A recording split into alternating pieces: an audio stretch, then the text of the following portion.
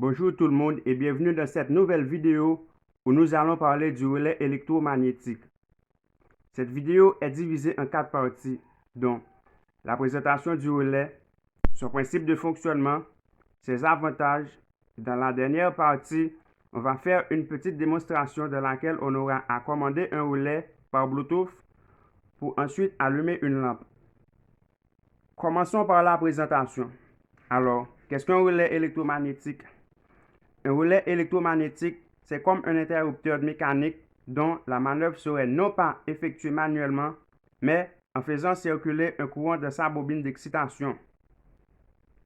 Nous voilà avec un relais. À l'intérieur, on trouve une bobine d'excitation, un contact en commun, ainsi que deux positions, une position de repos et une position de travail. Pour mieux assimiler ce dernier, nous allons réaliser son schéma électrique. Observons le schéma ensemble et identifions les différentes parties du relais. Là, on a la bobine d'excitation, le contact en commun, la position de repos ou contact normalement fermé et la position de travail ou contact normalement ouvert. Continuons avec son principe de fonctionnement. Pour faire fonctionner le relais, il suffit tout simplement d'alimenter sa bobine d'excitation.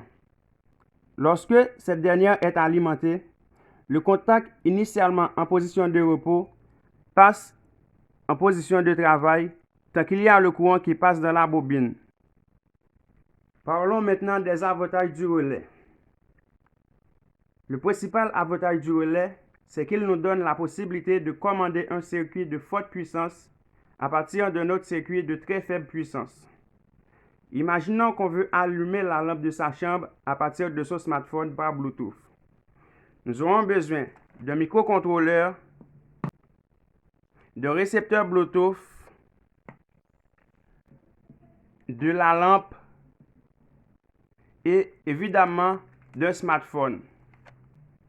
Notre grand souci, c'est que notre microcontrôleur ne peut envoyer que du 5 volts à sa sortie, tandis que la lampe a besoin du 120 volts pour fonctionner.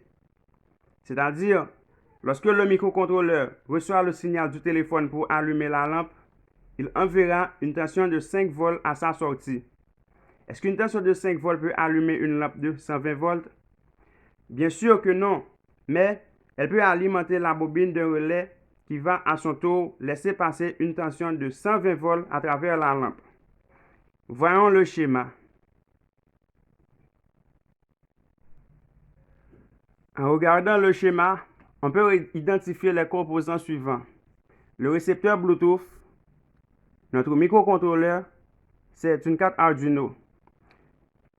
Le relais, la lampe et l'alimentation 120 volts pour alimenter la lampe. Lorsque le microcontrôleur reçoit le signal pour allumer la lampe, il envoie une tension de 5 volts de la bobine du relais. Alors, la position qui était de repos passe immédiatement en position de travail. Maintenant, la tension de 120 volts peut traverser facilement la lampe.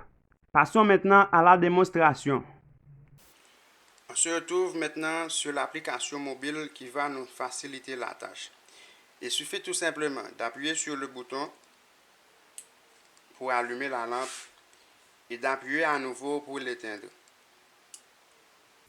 Si vous n'arrivez pas à comprendre le fonctionnement de la carte Arduino ainsi que le récepteur Bluetooth, nous vous invitons à vous abonner à la chaîne car dans les jours à venir, on aura un épisode spécialement consacré à la programmation d'Arduino. Et voilà, j'espère que cette vidéo vous a plu et je vous dis à bientôt pour une prochaine vidéo.